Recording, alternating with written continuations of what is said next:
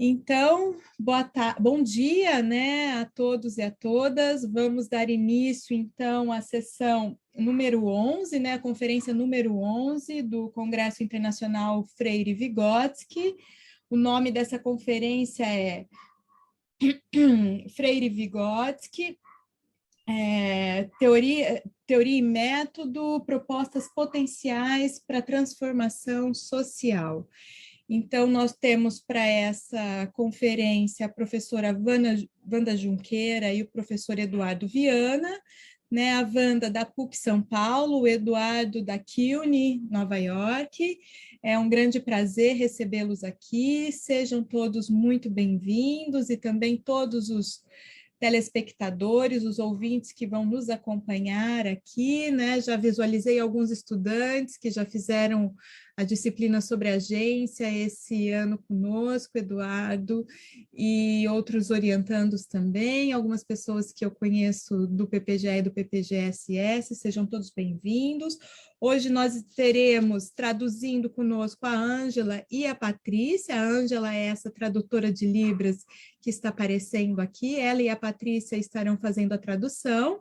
Sejam bem-vindas também, Ângela e Patrícia, é um prazer estar com vocês, né? Então, seguindo, não sei o que o Eduardo e a Wanda acham disso, mas tradicionalmente a gente sempre começa por quem vem de mais longe, né? Quem é mais distante aqui. Então, nesse sentido, eu queria convidar o Eduardo, se vocês tiverem acordo, para fazer a primeira fala e, num segundo momento, a Wanda. Não sei o que vocês pensam disso, se pode ser assim. Acho que a gente não conversou sobre isso, né, Eduardo? Não sei, tanto faz. Tanto faz. Eu posso começar. Você quer começar aí? Não, eu só tinha pensado que quando nós conversamos um pouco o que íamos fazer, que você falou que ia falar um pouco mais da prática, eu falei que ia falar um pouco mais da teoria. Não sei se isso traz alguma... Então você pode começar aí. Porque eu vou falar um pouco mais... Eu vou falar um pouco mais da teoria e a teoria que eu vou falar, claro que tem as peculiaridades do Eduardo, mas assim, elas se aproximam bastante, nós trabalhamos de um jeito muito parecido. E talvez você, se for isso mesmo, Eduardo, se você for falar mais da prática mesmo, se não... Eu vou falar exatamente da teoria junto com a prática, né? Então, você pode começar. Tá bom. Tá.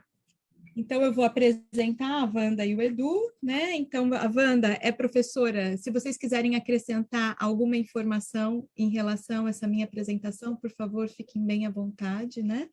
Então, a Wanda Junqueira é professora titular da PUC São Paulo, né? Ela é psicóloga, tem mestrado e doutorado em psicologia social.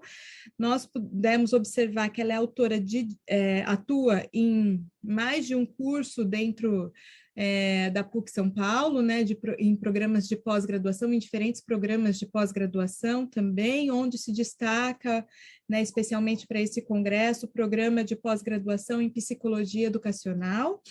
Ela possui dezenas de artigos publicados e orientações de mestrado e doutorado concluídas, é sem dúvida nenhuma uma forte referência na área da psicologia da educação, né, em relação à temática desse congresso também. Na apresentação de hoje, a Wanda vai focar um pouco na urgência da crítica frente ao momento que nós estamos sobrevivendo, né, vivendo. Então, Wanda, seja muito bem-vinda, né? Eu já vou aproveitar também para apresentar um pouquinho o Edu. O Edu, então, ele é psiquiatra, né? Ele é formado em medicina e fez residência em psiquiatria pela UF, no Rio de Janeiro, é doutor em psicologia do desenvolvimento pela City University of New York, é professor, né, na CUNY também, no LaGuardia College e também no Graduate Center. Entre os destaques, o Edu também é autor de mais de dezenas de artigos, né, sobre a mesma temática ou temáticas subjacentes à apresentação dele hoje nesse evento. Entre os destaques, eu queria destacar aqui um prêmio que o Edu ganhou em 2010, né, como jovem pesquisador na Associação Americana de Pesquisa Educacional, né, que tem a ver exatamente com a temática que ele vai apresentar hoje para a gente, né, que foi inspirada na tese de doutorado dele. onde ele trabalha, né, a partir da abordagem freiriana e vigotskiana, com jovens de um abrigo nos Estados Unidos. Além de tudo isso, o Edu é parte do Brado, né, que eu gostaria de destacar. Ele é cofundador do Brado, então ele é um ativista político também. O Brado é um movimento de resistência contra a queda da democracia no Brasil, né, que foi fundado em Nova York no período próximo ao impeachment da presidenta Dilma Rousseff, e eu tive o prazer de estar em Nova York ano passado com o Edu, durante o meu pós-doutorado, e participar do Brado e de várias ações que foram promovidas por esse coletivo, por ele cofundado, junto com outros ativistas brasileiros que residem em Nova York também. Então, sejam todos muito bem-vindos. Se vocês quiserem completar essa breve apresentação que eu fiz de vocês, fiquem muito à vontade. E, então, vou passar a palavra para a Wanda. Cada um de vocês vão ter em torno de 40 minutos para fazer a fala. E, em seguida, nós abriremos para o debate. Quando faltar 5 minutos para o tempo de vocês se encerrarem, eu vou avisar rapidamente, né, com cuidado para não quebrar muito o raciocínio de vocês, mas eu vou avisar aqui pela voz e depois, se eu perceber que há necessidade, eu aviso de novo com 1 minuto, tá bom? Então, sejam bem-vindos, vamos dar início. Wanda, a palavra está com você.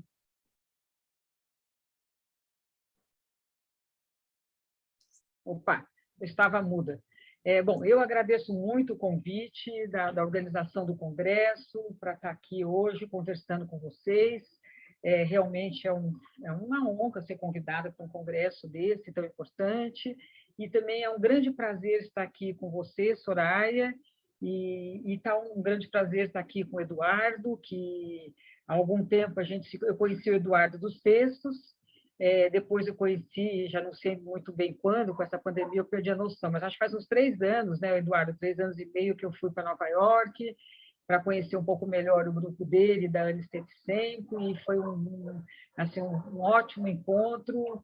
Me sinto amiga do Eduardo, e a partir daí a gente estreitou as nossas relações, convidamos o Eduardo para vir para cá, para a PUC, ele deu minicursos, participamos de coisas juntos, e foi assim, um grande encontro. E agradeço muito a oportunidade de estar aqui e podendo estar dialogando com vocês todos, né?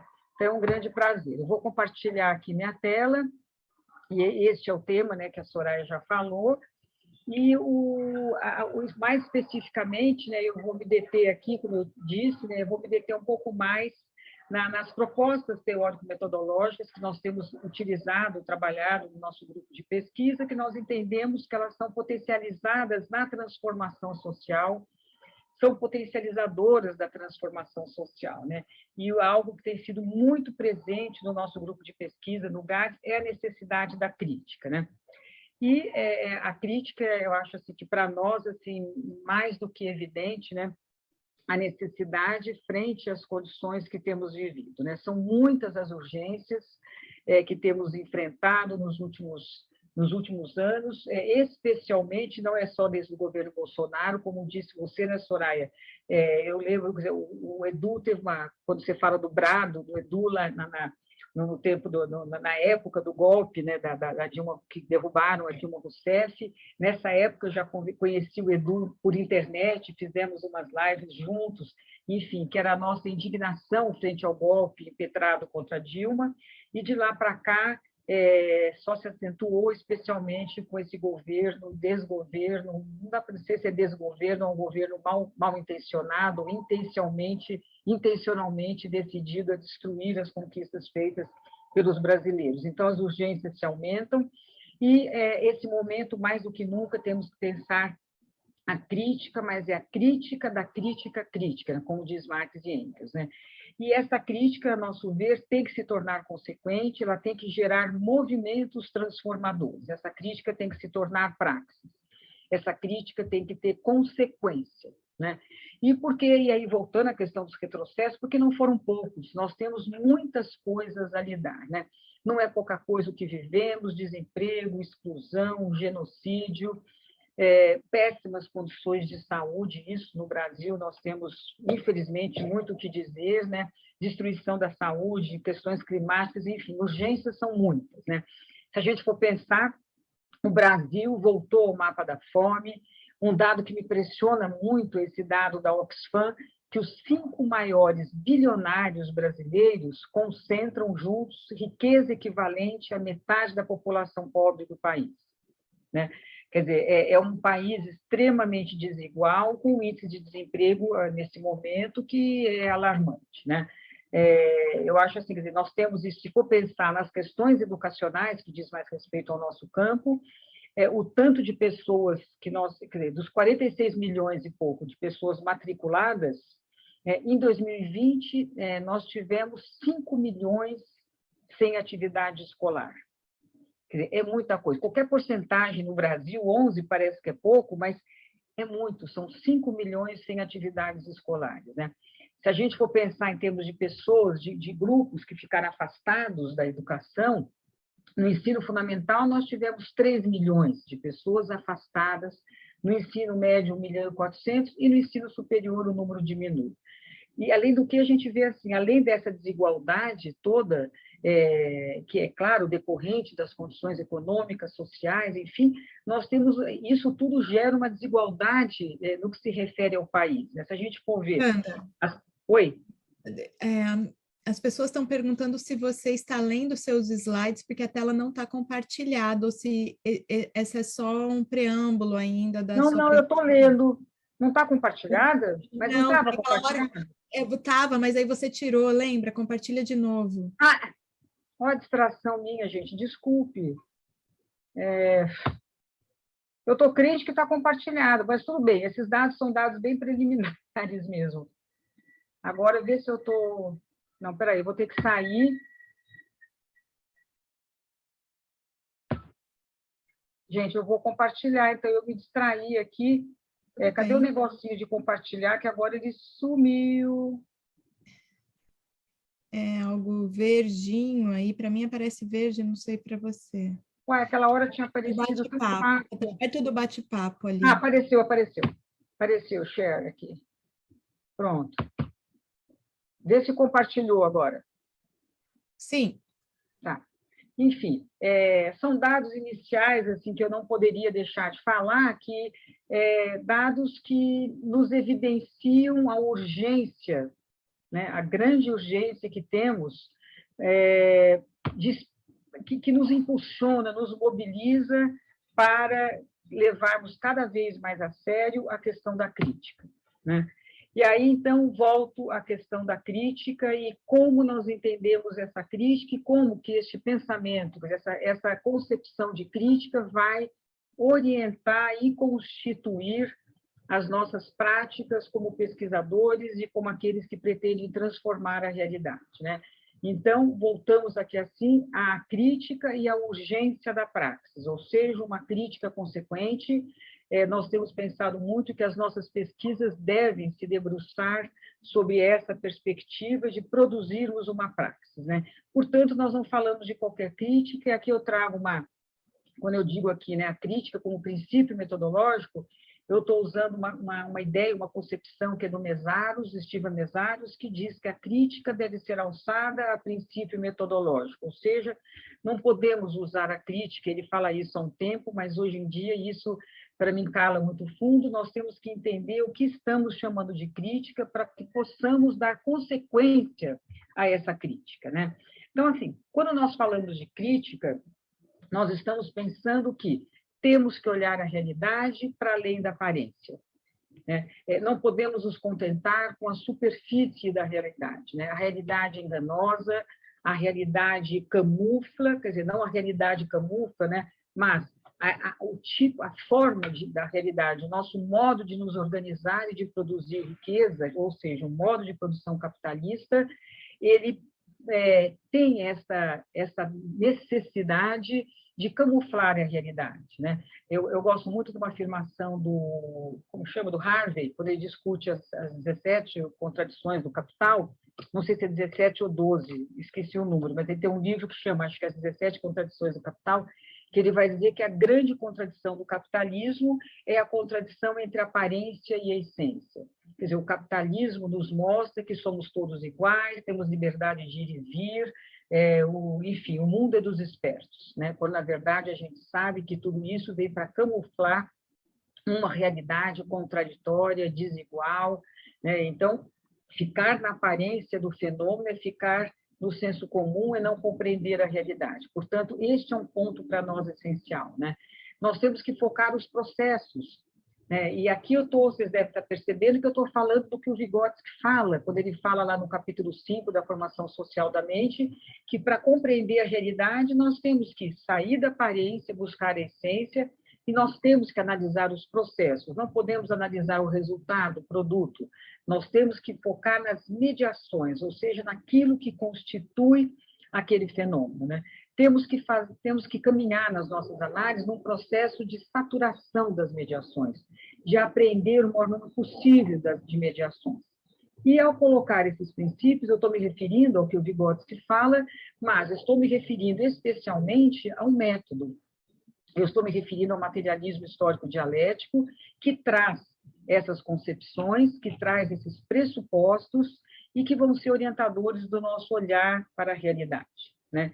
E esses pressupostos vão estar constituindo a perspectiva da psicologia sociohistórica, a nosso ver, né? Tanto que essa psicologia é aquela que nós adotamos, né? Bem, para falar um pouco desses pressupostos, é claro que não vai dar tempo de falar muito sobre isso, mas eu acho essencial, porque esses pressupostos, que vão se configurar em algumas categorias metodológicas, eles vão ser aquela lente que nós vamos olhar a realidade para que a gente possa ser crítico ao olhar a realidade, para que a gente possa produzir formas de transformar essa realidade. Então, algumas categorias que para nós são essenciais, ou seja, sem usar essa lente, nós não conseguiremos aprender a realidade para além da aparência, para além do que a mídia nos diz, para além daquele discurso de que os grandes empresários são muito bons, eles dão, sei lá, 1 bilhão de reais para os pobres durante a pandemia, e achar, então, que o liberalismo está com tudo, que esses empresários são maravilhosos. Eu acho ótimo que eles deem, acho que tem mais que dar, mas a gente sabe que isso é nos pautar na aparência. Nós temos que entender este processo, o que está acontecendo. Eles estão mudando a realidade, eles estão transformando a realidade. É esse que é o movimento que queremos fazer. E a gente acha que isso é possível fazer utilizando a categoria da historicidade, totalidade, contradição, mediação e devir. Claro que tem outras categorias, mas essas são as categorias que, nas nossas pesquisas, nós vamos utilizar com a maior força que pudermos. Nós acreditamos que elas são muito potentes para nos ajudar a entender o movimento dos fenômenos, que é isso que a gente quer entender. A gente quer entender a constituição histórica do sujeito. Então, a categoria historicidade vai nos permitir uma análise, né, que tem a intenção de explicitar os fenômenos da realidade e explicitar que eles não se constituem numa simples sucessão cronológica, sem rumo, desgovernados, né? Pelo contrário, como diz o Katz, quer dizer, a realidade ela é um movimento determinado por relações de força, nós não podemos ser ingênuos, né? Ela é dialeticamente articulada, né? E os fenômenos sociais se constituem no decurso da existência desses objetos, né? Então, nós temos que entender, para entender os nossos sujeitos, nas nossas pesquisas, nós temos que, como diz Vygotsky, aprender a dialética geral das coisas, entender que a história está se movimentando dialeticamente e que, se nós não percebermos este movimento dialético, nós vamos ficar só olhando o produto, não vamos olhar o processo e não vamos apreender toda a agência possível do sujeito, não vamos apreender como a realidade surge. Por isso que a gente diz, né, o que é deixa de ser a pergunta principal das nossas pesquisas, né, e vai dar lugar a uma outra pergunta, que é como surgiu? Como se movimentou? Como que se transformou? Por que esses sujeitos estão significando dessa maneira a vivência que eles tiveram na pandemia? E a gente tem que entender também que todo esse processo histórico não se dá num espaço etéreo, fora, descolados da realidade, né? Que todos esses processos vão se dando numa realidade muito concreta. E a gente vai trazer, então, a categoria da totalidade. E a gente vê que muitas vezes ela é mal entendida, porque parece que totalidade é assim, aqui é o todo, tá? Tem uma fronteira, então eu vou olhar. Não, a totalidade a gente tem que entender, como diz Lukács, que é um complexo de complexos. São múltiplos fatos que estão presentes e que vão constituindo esses sujeitos, esses grupos, essas instituições. Então, falar de totalidade é ter a clareza de que, para olhar a parte, eu vou olhar ali o grupo de professores, um grupo de jovens, eu tenho que olhar este grupo à luz das múltiplas mediações que o constituem e que estão presentes na totalidade.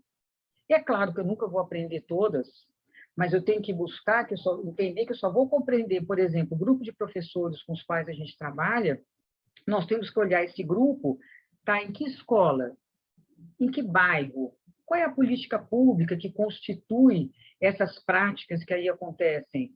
Qual a ideologia? Que momento a gente vive? Que governo é esse? O que o ministro da Educação, que é um verdadeiro idiota, fala e determina para as práticas educacionais? Ah, porque ele falou que incluir criança com deficiência só vem para atrapalhar a nossa sala de aula.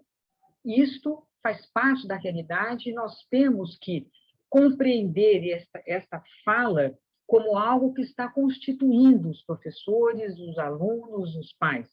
Então, compreender a totalidade é compreender que o homem ele é síntese, né? Síntese de múltiplas e históricas determinações.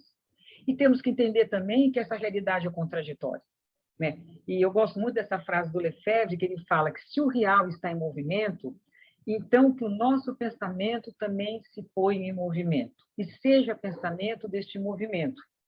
Se o real é contraditório, então que o pensamento seja o pensamento consciente da contradição. Então, nós temos que ter a consciência, quando olhamos a realidade dos nossos dados, quando olhamos, no caso, a gente trabalha com as significações produzidas nos grupos, pelos indivíduos, nós temos que olhar essas significações e buscar apreender as contradições que estão ali presentes e constituindo aquela fala. Nós não temos que aceitar então, é isto ou aquilo, porque muitas vezes é isto e aquilo. O professor diz do sofrimento que é dar aula e diz do prazer que é dar aula. Essas duas coisas se constituem mutuamente, se constituem uma unidade. E eu tenho que entender por que isso acontece. Esse professor está imerso numa sociedade que é contraditória, que diz que ser professor é desdobrar fibra por fibra, é isso, mas, ao mesmo tempo, e o salário? Cadê o salário? Cadê as condições de trabalho? Ou seja, este professor é uma síntese. E nós não vamos achar que ele é maluco, né? Que uma hora ele fala que gosta, uma hora fala que não gosta. Não.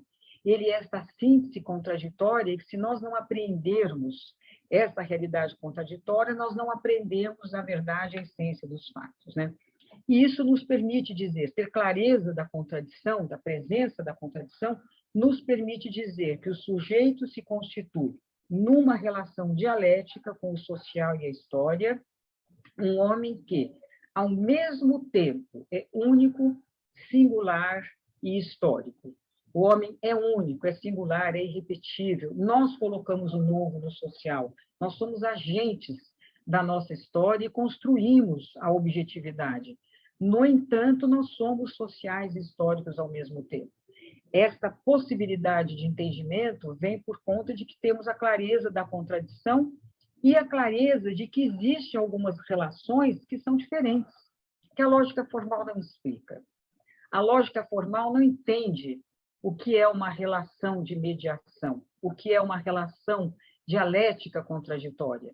A relação de mediação é aquela relação que nos diz, olha, existem elementos que são diferentes, como subjetividade e objetividade, são diferentes, eles não se diluem um no outro.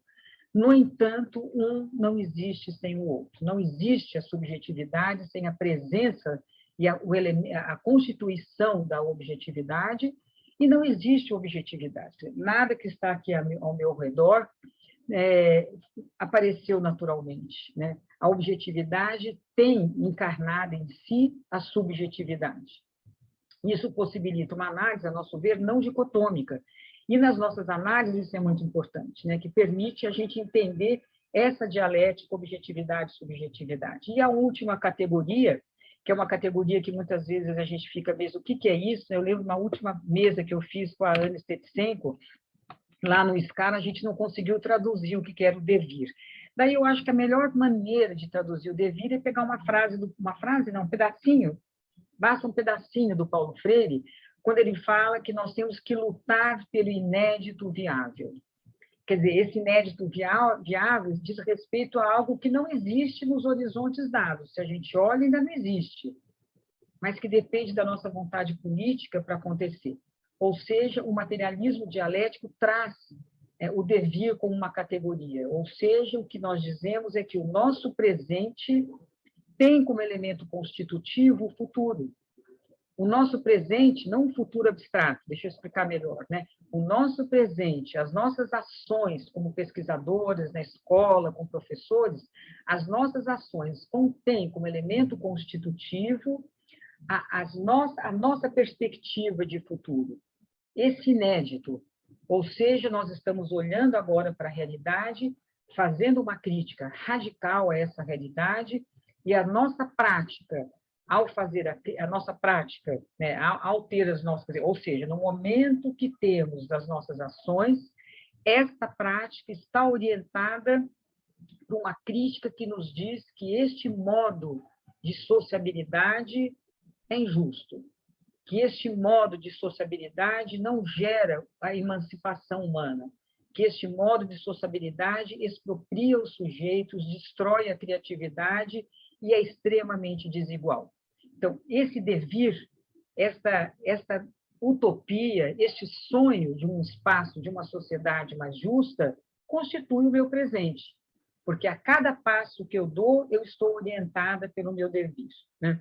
E essa questão eu acho muito legal, acho que o Marx discute isso muito bem na questão judaica, enfim, que ele vai falar que nós temos que ter uma concepção materialista revolucionária, né? E aí a frase do Paulo Freire eu acho ótima, né? Ele vai dizer: se, na verdade, não estou no mundo para simplesmente me adaptar, mas para transformá-lo, e se não é possível mudá-lo sem um certo sonho ou projeto de mundo, devo utilizar toda a possibilidade que tenho para não apenas falar de minha utopia, porque falar até que é fácil, né, gente? Falar da utopia, mas participar de práticas com ela coerentes, ou seja, nós temos que desenvolver uma praxis, né? E aí, então, eu volto dizendo que a gente concorda com o Mesários, que nós temos que, acredito que o método materialista dialético, neste momento, pelo menos, é o método que melhor me permite essa criticidade e esta possibilidade de pensar o devir, né? E aí, então, por conta destes pressupostos que eu apresentei, nós temos construído de uns anos para cá, uma perspectiva de fazer pesquisa que tem como a transformação social como mote, né? É o que nós denominamos de pesquisa-transformação. Então, vai ser a partir desses pressupostos, dos pressupostos da psicologia sociohistórica, nós trabalhamos com a noção de significações, etc., com a concepção de ser humano único, histórico e social, nos orientamos por uma perspectiva não dicotômica, não idealizada, que não naturaliza os processos, portanto, nos afastamos das perspectivas da meritocracia, enfim, que são extremamente perniciosas na educação, e trabalhamos com essas categorias que eu anunciei, né? E aí trabalhamos com outras, né? Com a dimensão subjetiva da realidade, zonas de desenvolvimento proximal, enfim, são as categorias que temos trabalhado, né? Especialmente a emancipação política e humana, que delas eu vou falar um pouco, né? E aí, então, uma coisa que nos orienta muito, uma frase que a gente usa muito, mas é sempre bom lembrar, né? O que nos permitiu mesmo chegar a essa proposta de pesquisa, transformação, é essa ideia, essa frase, essa concepção do Marx, que diz que os filósofos têm interpretado o mundo de diferentes maneiras. O que importa é transformá-lo. Nós estamos nessa pegada agora. A gente quer cada vez mais transformar nosso trabalho na academia, o trabalho de professores e alunos, transformá-lo numa praxis, transformá-lo em possibilidade de gestar movimentos de transformação, né? Para isso, a gente bebeu em muitas fontes, né? Vários autores que trabalham com pesquisa e intervenção, ação participativa, o próprio Eduardo, né, que trabalha com a perspectiva ativista transformadora, ele e a Ana Stetsenko, enfim, temos trabalhado muito com essas perspectivas, com essa ideia de que nós não queremos só coletar informações da realidade, né, mas nós queremos, a partir da materialidade, a partir dessa realidade social, nós queremos pesquisar, queremos produzir conhecimento, que é o nosso papel na academia, queremos fazer isso ao mesmo tempo que nós usamos, a palavra formar é muito complicada, mas por enquanto a gente usa dela, porque pode parecer que formar, botar na forma, enfim, mas nós estamos aqui pensando nos processos formativos dos educadores, mas queremos formar transformando, nós queremos transformar a realidade ao mesmo tempo que vivemos esse momento em que nós, os participantes, nós todos nos formamos como seres que têm uma consciência maior da realidade e desenvolve práticas consequentes com essa perspectiva, né? Então, a formação proposta nessa pesquisa é uma formação em busca da transformação. Ela não é fácil, não é confortável, nós não podemos nos limitarmos naquela coisa da conformidade, da pacificidade, enfim. Nós temos que, ao contrário, acentuar as nossas perspectivas críticas e ser consequentes a ela, né? E aí a gente vai trazer, então, acho que essa é uma da categoria última que eu vou falar, que nós temos discutido muito o que é transformação. E, é claro, transformação aparece de milhões de jeitos, milhões de formas, enfim, mas nós começamos a nos preocupar por conta da categoria devir. Quando a gente fala em transformar, é transformar em que direção? Transformar para que lado?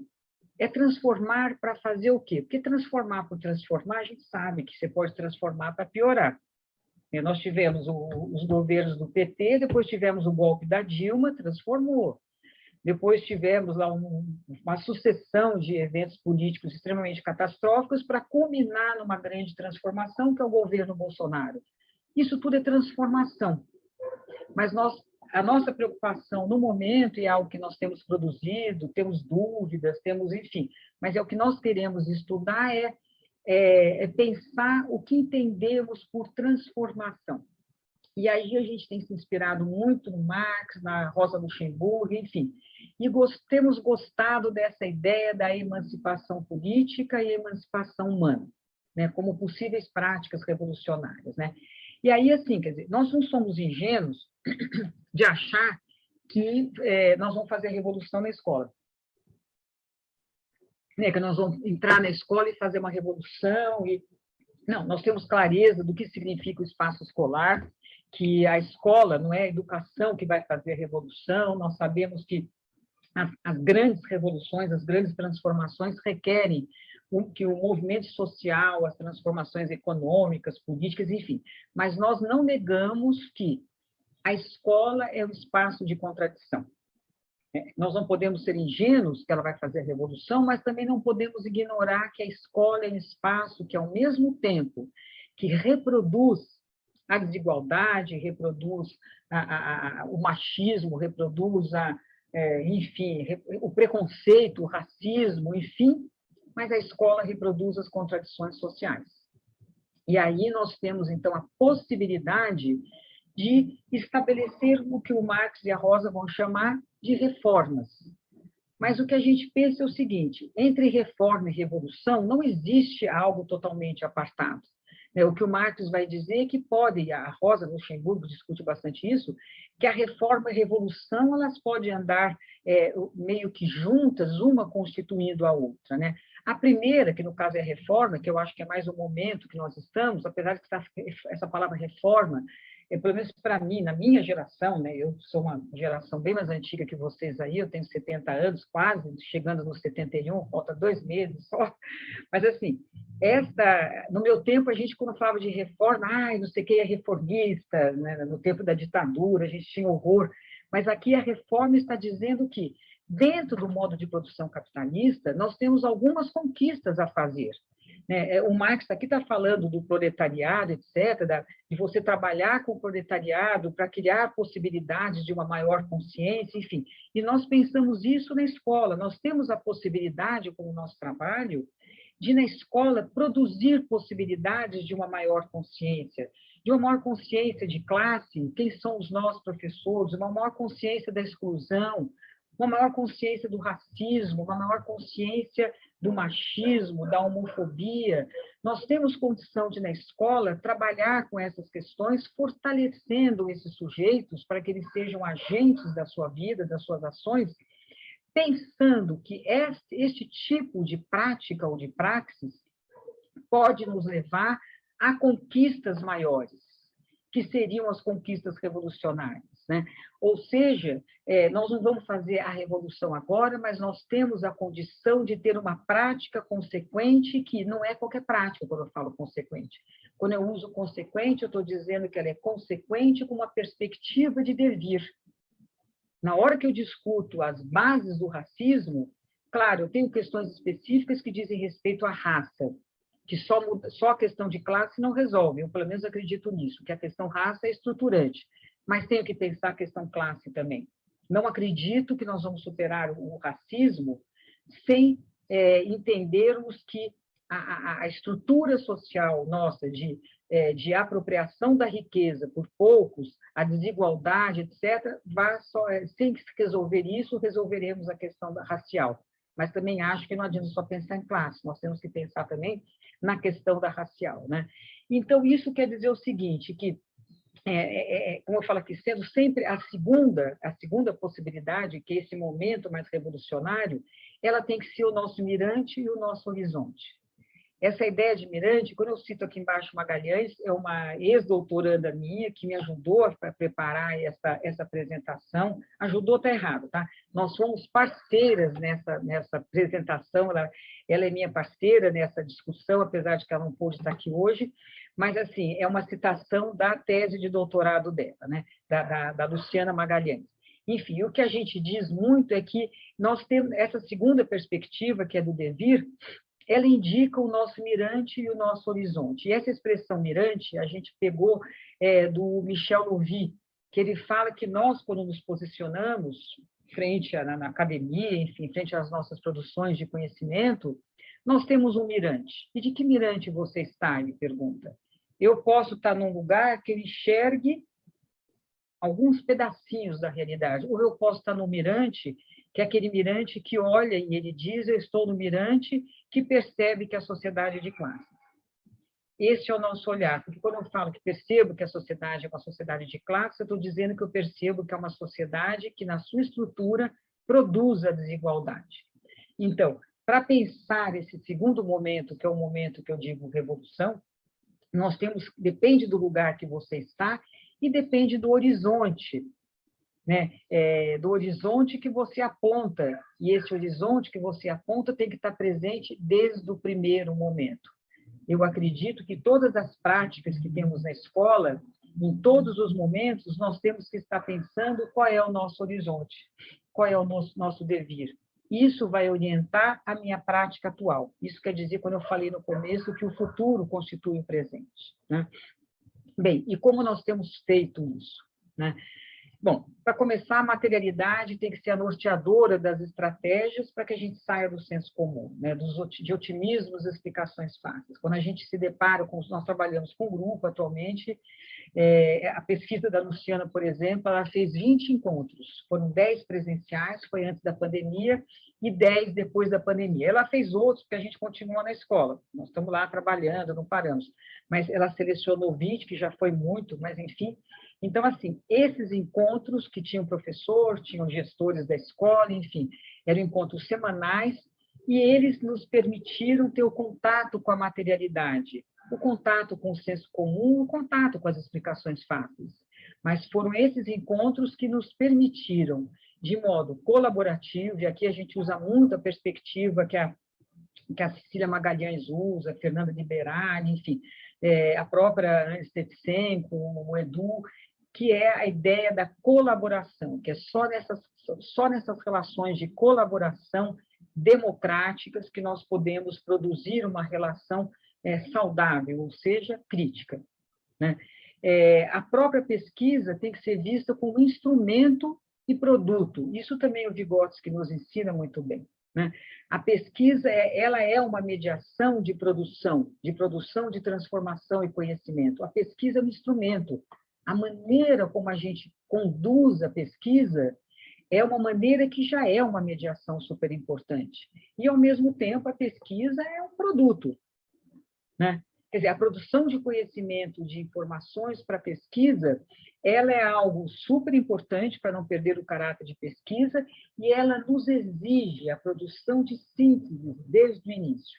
Então, esse tipo de pesquisa, nós, a cada momento que vamos na escola, vamos registrando, organizando as informações e fazendo sínteses do que estamos percebendo e como nós vamos devolver junto àqueles que participam conosco, como vamos, e essas sínteses são levadas para eles a todo momento, inclusive na tese da Luciana, os próprios participantes escrevem com ela um capítulo da tese, que nós temos percebido que eles têm que produzir conhecimento também.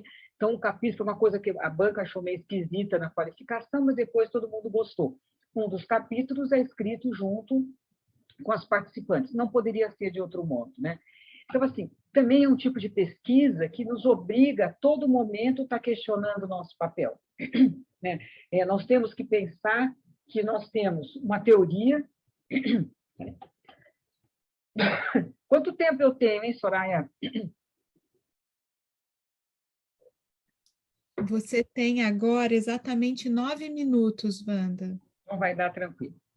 Então, assim, eu estou falando meio rápido, aflito com o tempo, né? Mas eu espero que as pessoas estejam acompanhando. Eu, quando desembeço a falar, eu falo muito depressa, mas, enfim, espero que depois também a gente resolva as dúvidas depois, né? Mas, enfim, essa tensão do nosso papel é algo muito presente nesse tipo de pesquisa, que a gente é uma imbricação constante entre a teoria, a prática, método, técnica e análise, né? Nós temos pressupostos teóricos que nos orientam, nós temos estudado muito essa questão da teoria, que teoria vai dar suporte, mas nós vamos para essa prática, ou seja, praxis, que se transforma em praxis, né? E aí muita coisa acontece, nós somos surpreendidos, nós somos afetados pela realidade, somos afetados pelas falas, pelas dúvidas, pelas angústias dos sujeitos, e temos, então, que pensar junto com eles como lidar com tais questões, como lidar com o sofrimento. Quando começou a pandemia, nós tivemos que nos reestruturar totalmente, as nossas temáticas transformaram totalmente, eles queriam discutir o que fazer, que complicação, que os alunos não tinham internet, que os alunos eles não sabiam o que fazer, que não tinha o Vale Merenda, não tinha mais, que o governo disse que em março baixou uma portaria, o governo de São Paulo, que ia mandar passar a mandar mensalmente o Vale Merenda. Ele mandou em julho. Ele disse que ia mandar um material para ajudar a orientar as crianças, para os pais receberem, para orientar como lidar com as crianças do ensino dos anos iniciais, das crianças com deficiência. Prometeu em março, mandou em agosto.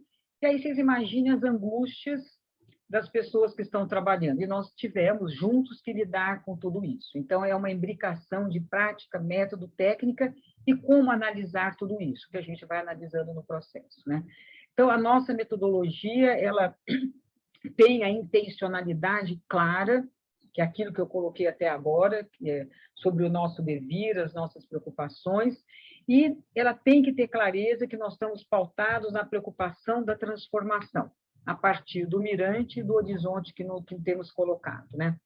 E aí, rapidamente, assim, essa pesquisa, nós temos recorrido a múltiplas e múltiplas estratégias para poder criar essa tensão, né? Essa tensão dialética com a realidade. Nós nos deparamos com a realidade dos nossos grupos e temos que criar estratégias para produzir pensamento, afeto, produzir mobilização, para que nós possamos conversar e objetivar as nossas significações, nós e os participantes, né?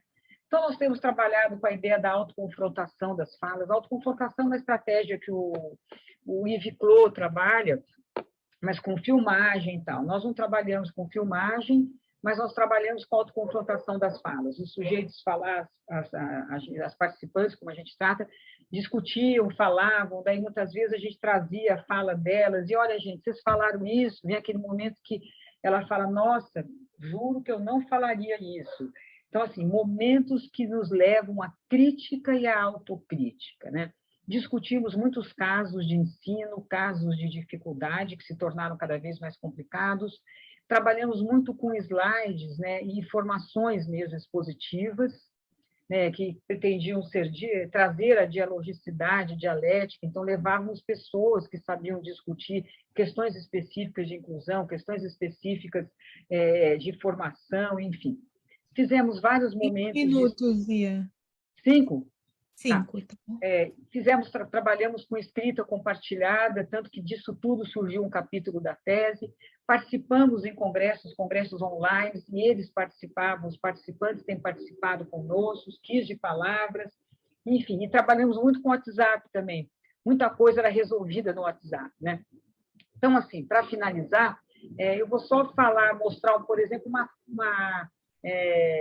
fala aqui, né? Quer dizer, assim, o que nós fomos percebendo um pouco na análise, né? Que a gente traz na tese dela a clareza de, assim, de uma sociedade, isso que a gente foi percebendo pela nossa análise, né? Nós falamos de uma sociedade que fala em inclusão, isso elas fomos aprendendo delas, né? Mas não disponibiliza formação para tal, não nos dá boas condições de trabalho, né? Ratifica processos excludentes e continua falando de inclusão. Na verdade, temos que entender que falamos aqui de uma sociedade que não tem dado conta de responder às promessas que faz. E a culpa é de quem? Mas recai em quem? Então, essa questão, por exemplo, esteve muito presente e foi muito importante para fazer esse movimento que eu tinha dito de compreendermos o que estamos vivendo agora, de lutarmos por condições melhores, vamos brigar para ter uma portaria, uma notificação, enfim, que traga a importância da questão da inclusão, vamos lutar para barrar essa fala horrorosa de que incluir crianças atrapalha, mas nós tínhamos cada vez mais a compreensão de que temos que ter essas lutas mais imediatas, mas temos que saber que essa sociedade não tem a verdadeira intenção de incluir. Não podíamos cair, porque conseguimos, por exemplo, que tivesse acessibilidade, botar um elevador, botar uma sala lá embaixo, que tem alguém que faz uma tradução, enfim, essas conquistas são fundamentais, mas elas nos ajudam a fazer reformas. O que nós discutimos sempre, que nós temos que sempre pensar por que essas coisas não acontecem ou acontecem pouco. E aí elas vão chegando à conclusão de que a sociedade que temos é uma sociedade que exclui para poder sobreviver. E a culpa é de quem? É do professor? É do aluno? Não. Nós temos que pensar aí no devir. Como disse Paulo Freire, temos que pensar no inédito viável, né? Eu acho que eu não vou ler mais os trechos, mas o que eu quero dizer é que na nossa análise, ela tentou análise, o papel dela é analisar, é interpretar, é discutir e apresentar possibilidades de como se pode pensar o novo, né? E nessa nossa análise, o tempo todo nós éramos pautados pelo mirante que estamos, ou seja, que lugar é esse que a gente fala, gente, né? Nós sempre deixamos claro. E qual é o nosso horizonte? No horizonte a gente percebe que ainda não está dado muito claramente as possibilidades de ações revolucionárias, mas, como diz Paulo Freire, nós temos que lutar sempre pelo inédito, mas acreditamos viável. Tá? Então, eu paro por aqui e depois a gente continua conversando, e muito obrigada. Vou parar de compartilhar, tá bom? Obrigada, Wanda. Muito obrigada pela excelente fala, né? Foi super rigorosa em relação ao tempo, terminou com 1 minuto de antecedência em relação ao previsto. Então, vou imediatamente passar a palavra para o professor Eduardo Viana, da City University of New York, que vai fazer uma a apresentação que dialoga aí com os fundamentos e com as questões de pesquisa teórico-metodológicas apresentada pela Wanda. Edu? Oi. Edu, você consegue compartilhar a tela? Está dando certo aí? Sim, consigo. Então tá. Acho que sim, né? Vamos Tá ver. indo? Tudo funciona. Ok, perfeito. Então já posso interromper meu vídeo aqui, tá bem? Você tem, então, 40 minutos. Quando for faltarem 5, eu te aviso. E, se for o caso, aviso novamente com 1 minuto de antecedência, tá bom? Obrigada. Então tá. Então, obrigado pelo convite. Uma honra estar aqui com vocês, né? Com minhas colegas e amigas queridas, Soraya e Ia. E acho que vai ser interessante, que eu vou falar realmente assim, né? Quer dizer, a Ia falou bastante da teoria, apontando princípios, né, metodológicos, e eu vou falar exatamente dessa interseção, né, da teoria e da prática. E eu gosto muito de começar com uma fala do Kurt Lewin, que não existe nada mais prático do que uma boa teoria, e que a Anna Stetsenko, né, complementou dizendo que não há nada mais teórico do que uma boa prática, né? Então, isso tem muito a ver, né, com o trabalho que nós fazemos, né?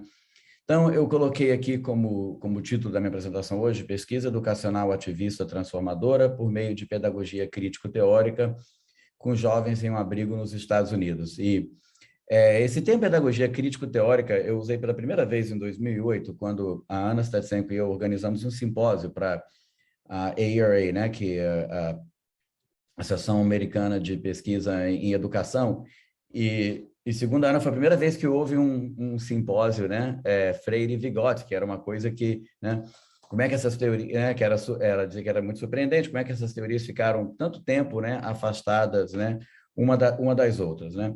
E então eu vou falar, né, quer dizer, não vou me estender tanto, talvez né, em questões teóricas, mas mostrando como que eu não estou conseguindo. Tem que usar aqui, desculpa.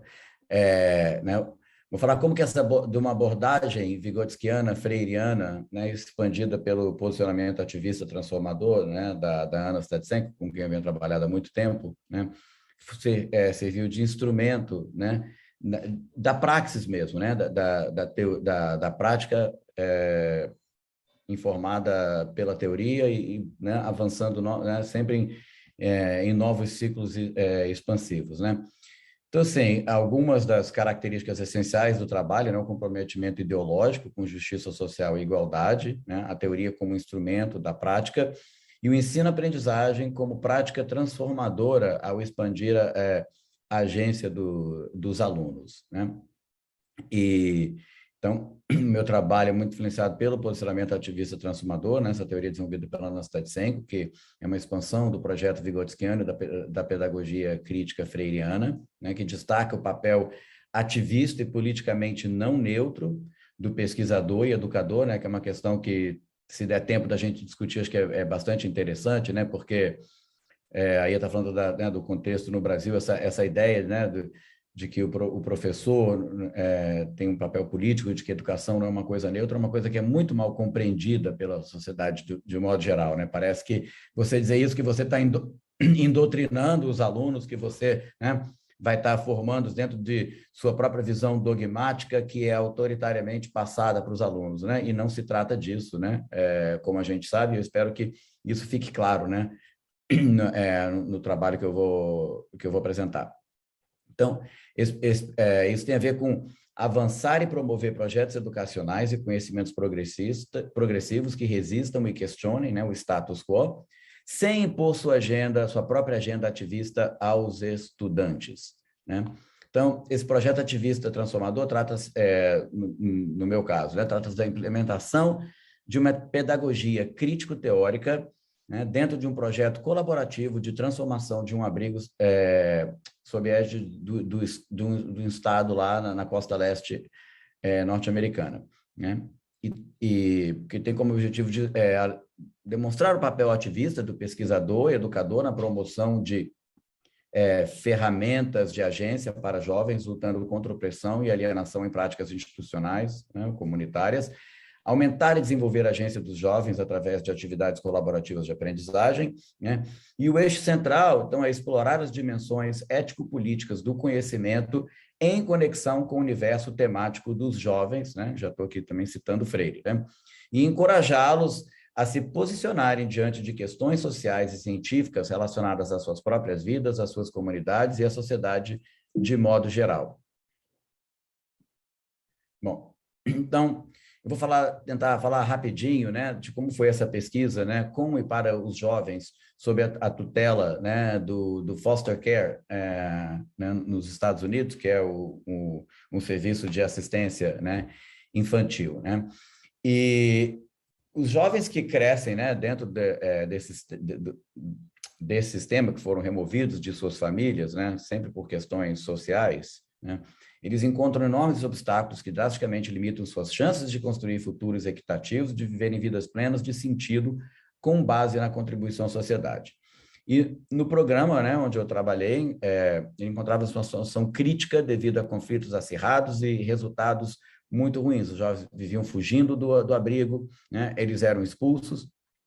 Então, é importante ressaltar que o foster care, né, o sistema de assistência social americano, é essencialmente um serviço de assistência social para crianças pobres, né? E os problemas que exigem colocação em abrigo raramente tem relação com a criança em si, né? Em vez disso, eles geralmente refletem as inadequações da família ou funções, né, dos pais, frequentemente associadas à pobreza, né?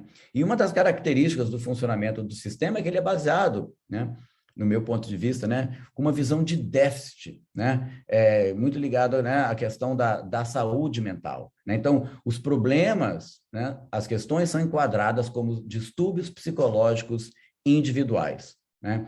Então, por exemplo, a própria literatura de assistência social, né, nessa área, né, autores vão dizer coisas como a trajetória de desenvolvimento de crianças maltratadas é desproporcionalmente comprometida e leva a um envolvimento desproporcional na saúde mental, justiça juvenil, e tararau, né? Então, o ponto de vista predominante é de que crianças com problemas sofrem de psicopatologia e, portanto, precisam de psicoterapia. Ou seja, né, os problemas sociais, né, e questões do desenvolvimento e aprendizagem da criança são vistos como problemas de psicopatologia, questão de saúde mental, né?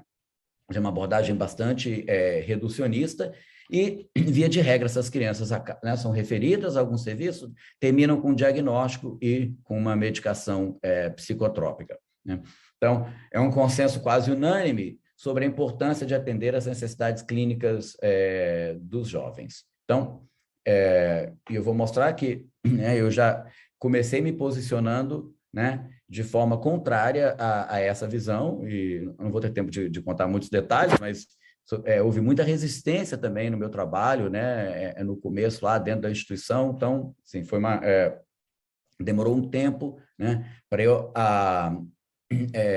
aprender e descobrir outras formas, né, de trabalhar colaborativamente com a instituição, mas vai ficar mais claro quando eu vou falando. Bom, rapidinho, então, a situação dos jovens nos abrigos, tinham sido removidos de suas famílias, já tinham vivido, né, muitos já tinham passado em várias casas, né, e a vida deles era controlada por profissionais, né,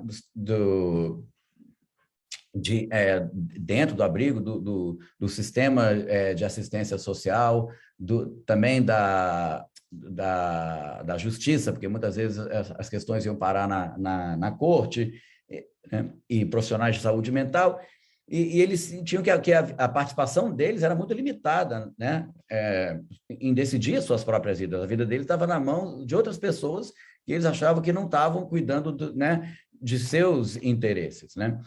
E também, frequentemente, eles eram castigados, eram punidos por seu mau desempenho acadêmico e por não terem uma motivação, né, para aprendizagem escolar. Eram frequentemente vítimas de punição coletiva. Às vezes o gerente botava todo mundo de castigo por causa de uma coisa que um menino fez, né? Então, eles se sentiam oprimidos e procuravam afirmar sua agência severamente restrita, insistindo em fazer escolhas, né, e resistindo às regras institucionais. Então, a resistência deles, né, às regras institucionais era bastante característico, né?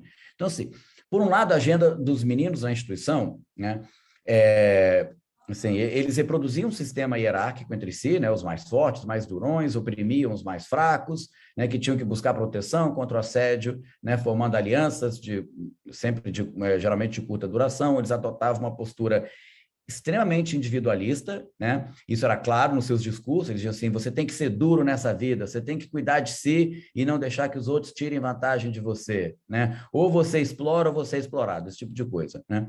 E, como eu já falei, né, havia uma resistência muito grande à aprendizagem escolar, que também não era surpreendente, porque os trabalhos na escola eram bastante mecânicos, né, baseado né, no modelo mesmo bancário, né, de transmissão do conhecimento e memorização.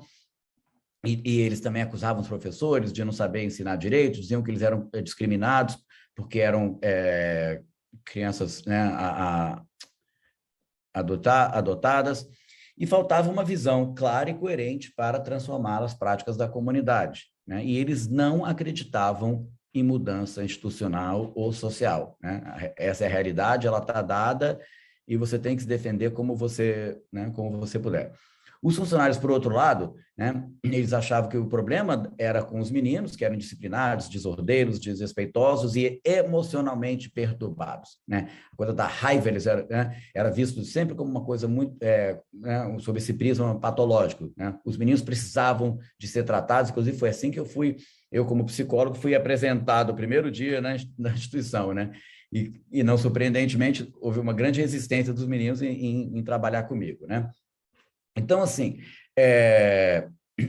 eles atribuíam os problemas dos meninos à sua história de abuso e negligência por parte das famílias, né, disfuncionais. E que é interessante, porque a literatura toda funciona nessa base, assim. Eles entendem que os problemas não começam com os meninos, no cérebro dos meninos, na genética dos meninos, mas, no entanto, né, um problema social, né, se transforma num problema psicológico individual e que acaba sendo, né, reduzido, né, a questões cerebrais neurológicas, porque esse acaba sendo, né, o foco do tratamento, né, mudar a química cerebral, né? Então, é muito interessante, né, quer dizer, interessante acho que não é a palavra, né, eu ficava realmente muito abismado, né, com isso, mas, no entanto, né, essa lógica impera, né, no nosso mundo, é assim que a psicologia tradicionalmente, né, aborda esses problemas, né? Agora, isso, claro que a visão dos funcionários era contestada pelos meninos, eles culpavam a equipe, né, por deixá-los enfurecidos por causa de decisões autoritárias, né? Então, para os funcionários, o objetivo deles era garantir a manutenção das práticas institucionais, que eles diziam para mim: Eduardo, se a gente deixar, né, esses meninos vão tomar conta. A gente tem que impor regra, né, e ordem aqui nessa instituição, né? E eles faziam... Alô? Oi, Edu, com licença. O pessoal da Libras está pedindo para que você fale um pouquinho mais pausadamente. Ah, tá bom. Sem problema. Tá bom. Obrigada, querido. Desculpa te interromper. Imagina. Não, nada. E eles faziam isso através de medidas punitivas, né, com suspensões frequentes, ameaças de suspensão, né, e referências, né, a clínicas a tratamento, né? Então, assim, acho que eu já expliquei mais ou menos isso aqui, né? Então, assim, havia esse... como é que fala? Né? Tá me faltando a palavra em português, o clash, assim, né? Essa luta, né? Quer dizer, entre, né, os jovens e os funcionários, né? Né? Então, assim, eu percebi, então, né, que havia esse ciclo vicioso, né, na prática, mas também que era conceitual, né? Portanto, era, né, teórico, né? Quer dizer, essa, né, visão deficitária, né, que localiza os problemas no interior do indivíduo, né? Então, levava a esse ciclo, né, que a tentativa de controlar os meninos, que acabava restringindo ainda mais, né, a agência deles e que levava à rebeldia e que necessitava de mais controle, né? Ou seja, práticas insatisfatórias, né, ou insatisfatoriamente concebidas e desempenhadas, resultavam, né, levavam resultados insatisfatórios, né, que então pareciam confirmar a visão deficitária de que aqueles meninos realmente tinham problema, né, e de que aquela instituição, né, não tinha jeito, né. Então, assim, as práticas e os relacionamentos institucionais, né, eles não são analisados dentro dessa visão deficitária, né, porque o foco fica sempre no indivíduo, né, assim, tudo era voltado assim, os meninos é que têm que mudar, né, a intervenção tem que ser neles e não, né, não na instituição, não nas práticas sociais, né. Então, e assim, para o ensino e aprendizagem não eram vistos como constitutivos do desenvolvimento da juventude. Isso nem entra em questão. É uma coisa que é tão central na teoria, né, no projeto vigotskiano, que para nós é até, né, senso comum, né, simplesmente não existe, né, essa conexão na literatura. Né? O desenvolvimento é uma coisa, ensino e aprendizagem é outra. Então, assim, questão da aprendizagem dos jovens, né, no sistema né, de assistência social, foster care, não é uma questão primária, né? É uma questão relegada a um segundo, terceiro plano. Né? Bom, então, e agora era interessante, né? Como assim, os discursos sobre aprendizagem, né? Como eram contraditórios, porque ao mesmo tempo eles diziam, né? Conhecer é poder, knowledge is power, né? Em inglês, né? E havia essa crença na educação como grande equalizador, né? Isso é um lema muito conhecido nos Estados Unidos, né? Education as the great equalizer. Mas, ao mesmo tempo, não havia nenhum apoio, né? Nenhum suporte ao trabalho escolar dos meninos, né? Ficava meio que por conta deles, né? E como a maioria dos meninos não ia bem na escola, não se interessava, não fazia os trabalhos, não passava nas provas e tal, né? Isso parecia confirmar a opinião da equipe sobre a intrínseca falta de motivação e capacidade acadêmica dos meninos, né? E uma vez o gerente, né, chegou a dizer para mim assim, né, o senhor Eduardo, você vai perder seu tempo tentando ajudar todos esses meninos. Alguns deles não querem ser ajudados e não há nada que você possa fazer. Cada indivíduo é diferente. Né? Uma das conselheiras lá, né, dos funcionários que trabalhava comigo também em outro projeto, e a gente tinha uma relação muito boa, mas ela dizia para mim, Eduardo, você não entende, você pode trazer um cavalo até o córrego, se o cavalo pode estar morrendo de sede, mas se ele não quiser beber água, ele não vai beber água. Né? Quer dizer, você vê que esse discurso, né, individualista, né, era muito, muito presente. E eles também diziam para mim, né, que algumas daquelas crianças não eram muito inteligentes. Né? Então, de novo, né, essa ideia, né, de que cada um tem sua mente, né, que elas podem até interagir umas com as outras, mas, né, elas são essencialmente, né, separadas, né, uma das outras. As expectativas educacionais eram muito limitadas, né, e para a faculdade era praticamente fora do alcance, então o ensino profissionalizante era a meta, com entrada no mercado de trabalho. Né? Mas os meninos, eles como outros jovens, eles sonhavam com carreira na música, nos esportes, também expressavam o desejo de se tornar, eu estou falando rápido, né, de se tornar profissionais liberais, né? O que a equipe achava completamente fora, né, do alcance dos meninos. Bom, né? Mas, no entanto, os meninos insistiam em escapar da pobreza, o que lhes parecia impossível por meio de empregos, né, esses empregos de baixo salário, entendeu? E um dos meninos disse para mim que ele se recusava a passar a vida perguntando papel ou plástico, né, referindo-se ao trabalho em supermercados, né? O outro disse uma vez que preferia vender drogas a ser pobre. Né? E para a equipe, isso representava uma recusa imatura e obstinada em aceitar a realidade. Né? Então, eles achavam que os meninos estavam fora da realidade, que eles terem sonhos de sair daquela vida, né? de pobreza, né? Com aspirações tão drasticamente limitadas, né? Para os funcionários, aquilo era uma coisa que, né, esse que era o papel dos meninos, né, que eles tinham que, para usar uma palavra, né, do referencial piagetiano, que eles tinham que se adaptar, né, à realidade, né, existe um mundo, né, que funciona, né, por si só, uma sociedade, entendeu? E que a gente pode fazer, os indivíduos, né? A gente tem que se submeter a essa realidade, né, indomável, né? Era mais ou menos essa ideia, né? E isso de ter as suas aspirações tão drasticamente frustradas intensificava ainda mais, né, o senso de opressão dos meninos, né, alimentando ainda mais a rebeldia, né? O clima no abrigo, então, era tenso, né, mas ambivalente, né? Afetos positivos e negativos rapidamente se sucediam, ressoavam e interagiam, né?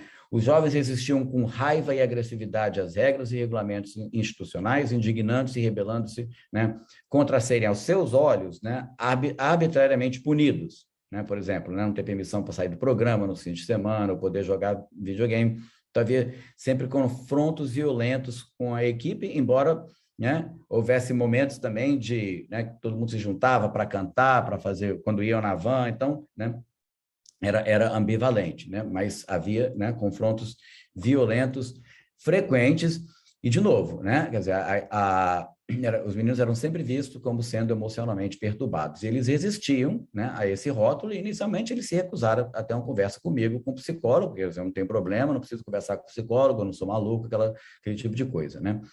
Então, eu estava assim, numa posição bem desempoderada, né, com relação aos meninos, né, que começaram a perceber, né, quer dizer, que eu não agia como os funcionários, então, quando eles gritavam comigo, me xingavam, né, eu ficava quieto, assim, não reagia, e para os funcionários, né, eu era mesmo um pateta, né?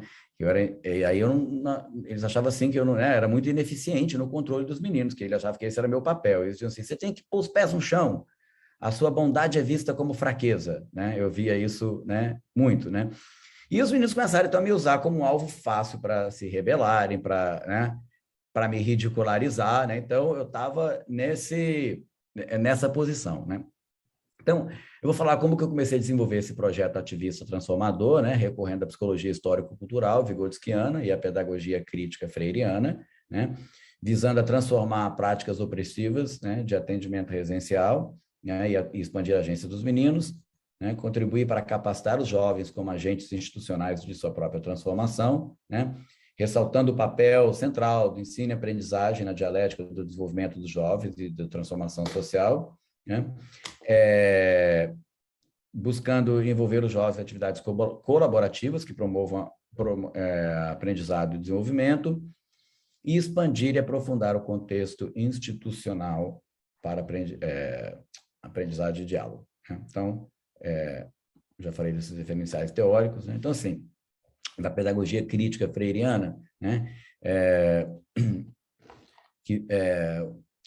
um dos pontos norteadores, né, de que ela visa expor as contradições da vida social, né, e de perceber nas suas relações com a realidade que a realidade é mesmo um processo em constante transformação, né, ao oposto, né, do fatalismo, né, que tanto os meninos quanto os funcionários expressavam, né, e é baseada num método dialógico, né, que problematiza, né, as questões e visa criar solidariedade entre os professores e os alunos, né, e enfatiza o papel do educador como agente de transformação social que promove crítica da ideologia que desencadeia um processo de conscientização crítica, né, ou conscientização, né?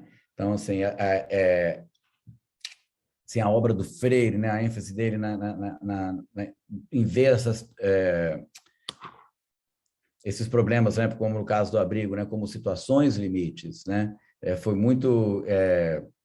ajudou bastante a nortear meu trabalho, né? Quer dizer, perceber que o pessimismo e fatalismo, né, com relação à transformação institucional, né, essa ideia de que não se pode fazer nada diferente enquanto não se mudar o sistema de bem-estar social, né? Eu ouvia muito isso, inclusive, na época que eu estava fazendo supervisão, um grupo de terapia vigotskiana lá, e eu lembro que um dia um colega lá falou assim: Eduardo, você não... Assim, falando comigo como falava com os meninos também, né? Você não entende, né, que você está entrando, né, numa instituição falida, na fachada está escrito assim, ó, falido, né? E que prepotência sua achar que você vai conseguir mudar alguma coisa, né, se você não mudar o sistema inteiro. Então, era interessante, né? Ouvir esse tipo de coisa. E então, assim, então, tudo isso era tomado, né, como barreiras insuperáveis, né, mais além das quais nada existisse, né, que é como Freire define, né, essas situações limites, né. E, claro, também estou baseado na teoria histórico-cultural da atividade. Soraya, como é que eu estou de tempo, hein? Que talvez eu pule isso aqui, acho que a plateia, né, acho que o nosso público conhece isso aqui, né? Edu, você tem ainda 15 minutos. Tá bom, então tá. Bom, a teoria histórico-cultural da atividade, então, né, tem, assim, alguns pressupostos básicos, né, de que atividades transformadoras colaborativas visando transcender as limitações naturais, né, são fundamento e fonte do desenvolvimento humano, né, e que as comunidades humanas recorrem e expandem as ferramentas culturais, né, que são, na verdade, atividades sociais incorporadas em conhecimentos e habilidades, né, adquiridas de gerações anteriores e as passam para as gerações futuras, né? O processo de mediação, que a Ia também mencionou, né? Quer dizer, os processos mentais individuais humanos surgem na atividade direcionada, né, a objetivos, né, propósitos, né, e através do domínio e internalização de ferramentas culturais, né. Portanto, o desenvolvimento humano envolve centralmente a aprendizagem, né. É um processo que tem a ver com dominar as ferramentas culturais por meio de atividades conjuntas com outros, né, que tenham mais conhecimentos daquelas ferramentas e das práticas. Então, podemos resumir que a teoria histórico-cultural pode ser caracterizada por sua afirmação central de que os processos psicológicos humanos se desenvolvem como resultado de interações ou engajamentos, né, contínuos dos indivíduos com seu mundo social. O mundo das pessoas que fazem coisas entre si e aprendem umas com as outras e usam experiências de gerações anteriores para atender com sucesso a mudança contínua que a vida exige, né? Então, assim, você vê que como que é diferente essa visão, né, do que é a mente, do que é o desenvolvimento, né, mental ou psicológico, né, com relação a abordagens, né, tradicionais da saúde mental e da clínica. Bom, e também uma metodologia intervencionista, né, que é uma coisa que a Anna Stetsenko, né, sempre destaca, né, como que na época e ainda hoje, né, estava bastante à frente, né, do tempo na compreensão do que é fazer pesquisa, né, do que é o conhecimento objetivo, né, a Ia falou bastante, né, disso também, né. Então, assim, no projeto vigotskiano, né, a ideia é, em vez de copiar a realidade e tentar revelá-la como ela é, né, como ela está dada, né, esse modelo pede a criação ativa e intencional de condições artificiais para co-construir os próprios processos e fenômenos sob investigação, né? Então, você estuda como que você, né, que pode criar condições e fornecer recursos e instrumentos, né, para, no caso, para as crianças, né, desenvolverem, né, a memória, a forma de pensamento, as formas, né, funções psicológicas. Então, né, o foco é de estudar esses processos no próprio ato de co-construção, né, através de mediação cultural. E essa frase do Leontiev, né, que é bastante conhecida, que eu também gosto muito, né, que ele diz que parece-me que os pesquisadores americanos estão constantemente procurando explicar como a criança se tornou o que é. Nós, no entanto, estamos nos esforçando para descobrir não como a criança se tornou o que é, mas como pode se tornar o que ainda não é, né? E isso é uma característica, né? Quer dizer, uma das marcas, né, de pesquisa, né, dentro desse referencial. Claro que também a teoria, né, o projeto Vygotskiana, a teoria Vygotskiana nos oferece também, né, uma conceitualização da dinâmica, né, entre desenvolvimento e aprendizagem, né, através da zona do desenvolvimento proximal, essa ideia de que as crianças podem ir além do seu nível atual de desenvolvimento, participando de atividades de colaboração com adultos ou colegas mais competentes, né, e essa ideia, então, né, de que a instrução adequadamente organizada leva ao desenvolvimento, né, e, portanto, organizar os processos de ensino-aprendizagem, né, é fundamental, né, para levar a trazer profundas mudanças no desenvolvimento, né? Sim. Também entender, né, desenvolvimento como transformação de participação, né, como muitos autores, principalmente, né, americanos, né, como a Barbara Rogoff, a Chris Gutierrez e Jean Leave, né, que trabalha dentro desse referencial, né, também é muito interessante, né, quer dizer, entender o desenvolvimento como transformação da participação das pessoas em atividades socioculturais em andamento, que mudam com o envolvimento de indivíduos, né, em gerações sucessivas. Então, o desenvolvimento individual é visto como constituindo e constituído por atividades práticas, socioculturais, históricas, né?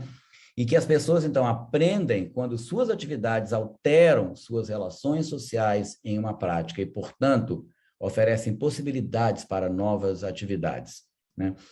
O desenvolvimento ocorre quando o aprendizado de uma pessoa ocorre através de práticas institucionais e altera qualitativamente a relação da pessoa em todas as práticas nas quais a pessoa participa, né? Só para dar um exemplo rápido, né? Você pensa numa criança quando aprende as operações aritméticas, quando aprende a somar e subtrair, né? Quer dizer, uma criança que agora pode fazer compra, que pode, né, participar de atividades que antes não, né, não poderia participar, né? Então, a aprendizagem é vista como um processo relacional situado não dentro do indivíduo, mas no envolvimento significativo de uma pessoa através da participação e transformação em atividades práticas socialmente organizadas, né?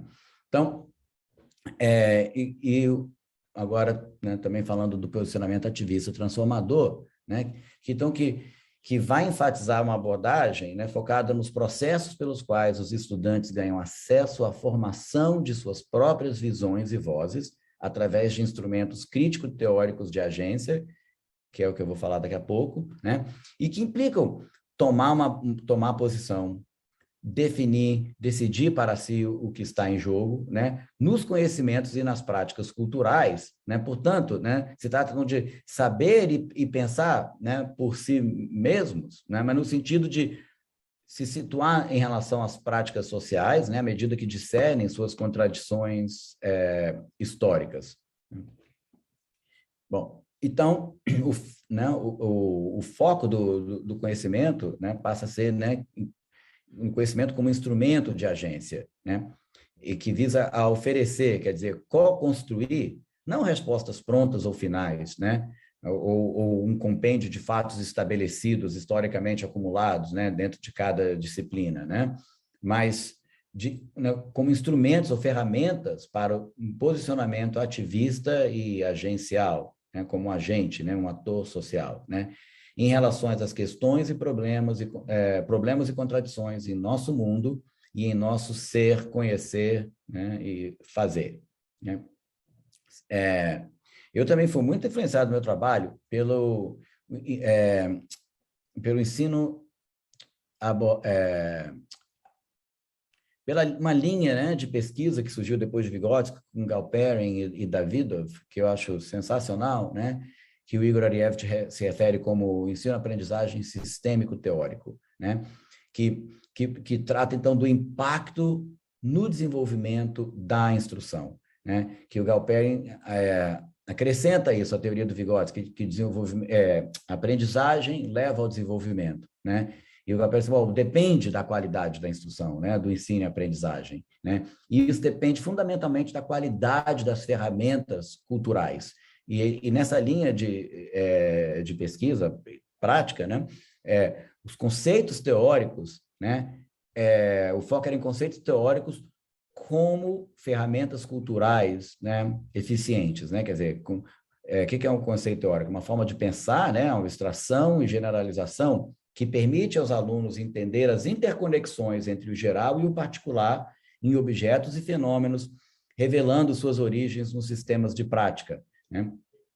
E então a ideia, né, era desenvolver ferramentas culturais que fornecessem especificamente experiências nas quais as histórias e funções em evolução dessas ferramentas sejam tornadas explícitas e acessíveis para que os alunos possam se envolver e reencenar atividades significativas incorporadas nessas ferramentas. E eu não vou poder falar aqui agora por causa do tempo, mas como eles ensinavam matemática, né, e principalmente como os números eram ensinados, né, como uma unidade relativa de mensuração e que vinha inserindo as crianças, né, em práticas colaborativas sociais que exigiam, né, que quantidades fossem medidas, né? Esse trabalho é fenomenal, eu recomendo a todos, né? E vai ficar bastante claro que eu acho que isso aqui, sempre quando eu falo, fica assim, acho que isso aqui é tão abstrato, sem o exemplo, acho que fica difícil, né? Mas a ideia é essa, né? Então, essas crianças, eles aprendiam número, né? Não como objetos discretos, separados, que você conta, né? Que é uma visão bastante superficial, né? Ou que um conceito empírico, né? Que é como o David e o Wigelperen definem isso, né? Que são generalizações que a gente faz a partir de aspectos superficiais, né? De objetos e fenômenos, sem penetrar, né, nas interconexões, né, desses fenômenos. E talvez, assim, um exemplo aqui que fica claro, né, que eles citam um exemplo do Spinoza, né, que ele da definição de um círculo, né, que inclusive eu uso esse exemplo em sala de aula, pergunto para os meus alunos o que é um círculo, eles falam, é uma figura redonda, eu vou desenho lá um oval, não é e tal, e aí alguém lembra que o raio tem que ser constante, mas ninguém sabe por quê, né, e demora às vezes até chegar lá, né, e o Spinoza ele define eu vou ilustrar um negócio aqui rapidinho, né, ele define um círculo, né, como uma linha, né, uma figura que emerge quando você roda uma linha em torno de si, né? Um ponto é fixo e o outro móvel, né? Então, essa explicação, né, ela revela, né, a gênese do círculo, né, e expõe, né, esse atributo fundamental do círculo, que é ter o raio constante, e que fica claro para os alunos que estão, você quando explica dessa forma, né, que você não tem que decorar porque que o raio é constante, está óbvio que o raio é constante, porque o raio é aquela própria linha, né, que gira em torno de si, né? Ou então ele define uma esfera como um semicírculo também que gira em torno de si, né? Só para ilustrar um pouquinho, né? Então, oi. Tem 5 minutos. 5? Vixe, então tem que correr aqui. Nossa, tá bom. Então, então, me baseando nisso, quer dizer, eu tentei buscar um contexto de aprendizado alternativo, onde o conhecimento emancipatório possa ser recuperado como uma ferramenta para os meninos avançarem sua própria agência e ativismo. Então, acho que eu já falei essas coisas aqui.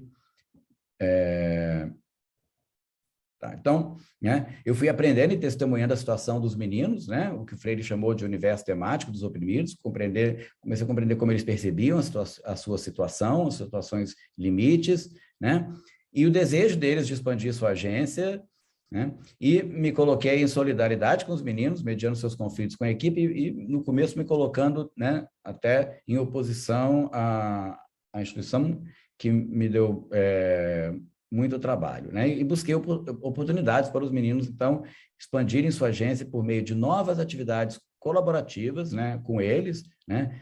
Por exemplo, um projeto de vídeo coletivo que fizemos, né? Assistindo filmes, fazendo passeios em Nova York. Então, a base do meu trabalho foi essa, atividades colaborativas, né? E, bom, e essas atividades respondiam ao desejo dos meninos de participar das decisões que os envolviam, né? O que equivalia a reconstruir com eles, né, uma comunidade baseada em relações mais igualitárias, né? O objetivo era construir um saber crítico a partir de seu conhecimento de primeira mão, né, de práticas opressivas, expandindo com conceitos teóricos críticos reivindicados como ferramentas para se posicionar diante das práticas comunitárias e sociais, identificando suas contradições históricas à luz de como eles imaginavam que essas práticas, né, deveriam ser, né? Então, conectando suas lutas pessoais com a situação histórica das populações pobres e minorizadas, né, avançando assim seu posicionamento ativista e agência coletiva. Então, eu vou pular aqui bastante coisa, mas sim, em parte também era, né, estabelecer um diálogo crítico com os meninos, que eu acho que já está colocado, né, e um dos focos era tornar conceitos relevantes na prática e para a prática, né? Eu já acabei de dar esse exemplo aí, acho que né, dos números e do ciclo, revelar práticas escondidas dentro dos conceitos, né? E, enfim, isso também está ligado, essa abordagem também está ligada na questão da identidade, né? Quer dizer, a aprendizagem como um processo que vai, né, vai oferecer ferramentas para desenvolver uma orientação para o futuro, né, e o desenvolvimento de um objetivo, de um propósito na vida, né? E, bom, enfim, eu vou já... Tá. Então, eu vou dar só um exemplo, né? Uma das atividades foi um workshop de design gráfico, né? Baseado nessa pedagogia crítico-teórica. Então, a gente introduziu, né, economia política através do prisma do consumo e da publicidade, traçando como o design surgiu historicamente como uma ferramenta para publicidade e propaganda. Então, os meninos aprenderam como logotipos e imagens funcionam para vender produtos, né, com ênfase especial em como as empresas visam as atitudes e evolução dos adolescentes para aumentar o consumo, né? E começaram, então, a perceber, né, que o desejo genérico de adolescentes por roupas de marca, né, como parte integrante das práticas de marketing da sociedade consumista, né? Isso revelou aos meninos outra faceta do seu próprio desejo não satisfeito, né, por roupas específicas, tênis caros e tal, né, e que lançou, então, luz sobre a sua própria participação, né, ou cumplicidade em práticas sociais, né? E só para dar, então, mais um exemplozinho, né, que com os jovens mais velhos, a gente formou também a gente começou a ler junto, então a gente leu a pedagogia do oprimido, né, e eu escrevi sobre isso num paper que eu escrevi com a Anna Stetsenko, né. O trabalho do Freire foi fundamental para um dos jovens, né, que foi para a faculdade depois, foi o primeiro jovem na briga para a faculdade, né, a dominar generalizações teóricas como ferramentas para relacionar sistematicamente uma série de observações e experiências aparentemente desconectadas, né, como estabelecer vínculos entre práticas pedagógicas e resultados de aprendizagem nas escolas, e assim expandir sua compreensão desses fenômenos, né? Por exemplo, ele amou o conceito de educação bancária. Ele chegou para mim, né, quando eu estava vendo assim, né, e falou assim: Eduardo, ele explica exatamente como é a escola, né? Então, segundo esse menino, Jay, né, esse conceito teórico específico explicava algo que ele sempre soube, né? Em suas palavras, né, que os professores nos tratam como se realmente não soubéssemos nada e há todas essas informações que precisamos aprender e a maioria delas parece realmente inútil, né? Então, ele se sentiu aliviado, né, justificado, né, vingado, né, e empoderado pelas ideias do Freire, que eram libertadoras para ele, né, pois o que ele via como suas próprias limitações e deficiências, né, manifestadas, né, na escola, né, pela primeira vez foram apresentadas não como um fracasso individual, mas como um problema social, né, o que é citado na literatura como a imaginação sociológica, né, do C. Wright Mills, né? Então, em suma, os encontros dialógicos e as novas experiências de aprendizagem, né, nas quais os Jays consideravam o conhecimento relevante para a compreensão de si mesmo e de seu contexto, serviram como passo crítico na mudança radical de suas atitudes em relação à aprendizagem, né? Então, acho que eu posso concluir com isso aqui. Tem quanto tempo ainda só? 1 minuto? Já 30 estourou, segundos? querido, não te Já avisei, eu estava estourou. esperando Então, tá. um respiro seu para eu entrar. Então eu vou parar aqui, né? Se você quiser falar alguma coisa para concluir, Edu, também. Então, eu vou concluir com isso aqui. Então, eu vou concluir aqui, né, com o papel transformador do conhecimento crítico teórico, né, que através dos quais os meninos podiam examinar e refletir sobre sua posição a respeito, né, das múltiplas contradições em suas práticas comunitárias, né, enquanto buscavam conexões sistemáticas entre histórias e camadas de práticas sociais e exploravam possibilidade de agência coletiva, né. Essa análise crítica mediada por conceitos teóricos permitiu que os meninos reconhecessem como eles e a equipe de funcionários estavam presos, né, em um equivocado modelo aditivo de empoderamento, né, que um tem que ganhar do outro, né, e o ganho de um implica a perda do outro, né, o ganho de agência de um lado implica a perda de agência do outro. Isso instigou os meninos a reimaginar suas práticas comunitárias de maneira a expandir suas agências de maneira cinética. E só para, então, concluir, né, dizendo que, então, houve uma transformação muito grande na instituição, que a aprendizagem passou, de fato, a ser a atividade dominante, a atividade guia na instituição, e aquilo foi dissolvendo os conflitos, né? Então, vou ficar por aqui, para dar tempo de conversar. Obrigada, Edu, né? Parabéns pela apresentação, Wanda também, muito obrigada. Eu vou tecer aqui pequenos comentários e vou também ler alguns comentários que foram postados aqui no chat, né? Acho que aí chama a nossa atenção para uma pesquisa para além da aparência e da superfície, com vistas à transformação social, né? Isso remete a gente pensar em tempos de negacionismo, em tempos de crise, o importante papel da ciência no processo de compreensão da realidade para além da superfície, para além das suas formas aparentes, com vistas a uma intervenção transformadora. Nesse sentido, o Edu encontra nos meninos do abrigo a reprodução do discurso racista, adaptativo, que move o próprio Edu aí para além da aparência na sua pesquisa e na sua intervenção, compreendendo a fundo as relações sociais em que os meninos do abrigo estavam inseridos e buscando, portanto, transformar essa realidade, né? E ele intervém com base nesses pressupostos teóricos que partem do encontro entre a pedagogia freiriana e os pressupostos teóricos vigotskianos. E percebe, né, na sua intervenção, faz uma intervenção não superficial, não psicologizante, não adaptativa, mas crítica transformativa, no mesmo sentido dos pressupostos teóricos, né, indicados pela Wanda na primeira apresentação. Então, eu queria destacar o caráter transformativo, não adaptativo e crítico, né, das duas apresentações, que potencializam o papel da ciência e da educação, né, em sua contribuição, ainda que ambos não sejam panaceia para todas as mazelas e problemas sociais, mas tem um forte e potente papel na construção de intencionalidades, críticas e ações transformadoras, né? Queria, então, destacar, né, aquilo que o Edu sempre destaca sobre o Leontiev, né, e a história de que os cientistas estavam muito preocupados, então, em compreender a criança e o que ela já havia se tornado, né?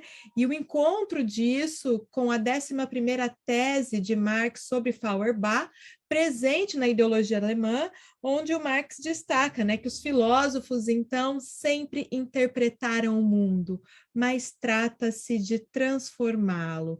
Então, acho que o relato, né, e a socialização aqui das pesquisas, tanto do Edu quanto da Wanda, vão nessa direção e vão ao encontro exatamente da temática desse congresso em relação à educação e à emancipação humana.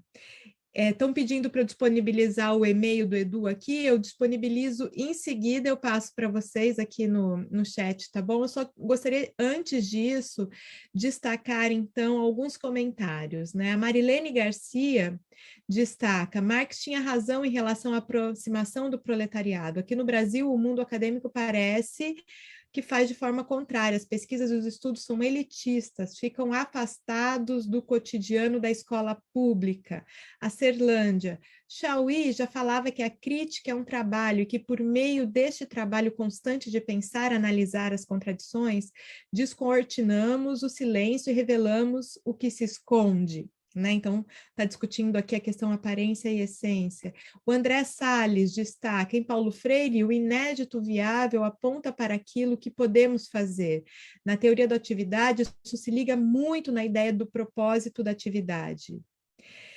E o outro comentário do André, essa ideia de que só é possível mudar algo depois de que mudar o sistema, que era o que o Edu estava explicando, é tão presente nas análises críticas ainda na atualidade, né, descritivas, sobretudo. A Patrícia Gasperi destaca, a tua descrição, Edu, é muito parecida com o que se vive na escola. As abordagens psicologizantes e a Eduarda, né? Onde podemos encontrar sua pesquisa? A tese já está disponível para o professor Eduardo. Aparecem também vários inúmeros elogios às apresentações. A Nathalie destaca agora um incrível relato do professor Eduardo, muitas reflexões ela está aproveitando para a prática profissional dela, porque ela atua com assistência social brasileira, e pede para a gente dizer onde é possível encontrar os textos, né? Então, esses são alguns comentários que eu gostaria de destacar. Nós temos 5 minutos para estar fechando essa sessão, nós atrasamos um pouquinho para começar e também a fala agora atrasou um pouquinho. Queria saber se alguém gostaria de colocar mais alguma questão, que coloque aqui no chat, se gostaria de falar no microfone também, por favor, coloque, né? E eu vou colocar o e-mail já e vou passar a palavra então para o Edu e para a Wanda fazerem, né, comentários sobre o que eu comentei e sobre as questões dos ouvintes que apareceram, e nós já vamos então encaminhando para a finalização. Aí vocês aproveitem esses comentários para também já encaminharem as conclusões. Tá bem? Tá aparecendo muitos agradecimentos aqui à fala de vocês, tá? Tivemos uma audiência altíssima, né? Agora nós estamos com 241, mas nós chegamos a ter 330 ouvintes na sala. Tá bem? Eu acho que, Edu... Pode falar, Wanda. Posso falar ladies first? Continua isso valendo? Os amigos na frente. Então, eu só queria... Bom, primeiro eu quero agradecer de novo, foi muito bom estar aqui, e que foi... Eu conheci um pouco a experiência do Edu, já tinha em Nova York conversado um pouco com ele, enfim, mas, assim, é sempre bom ouvir de novo, né?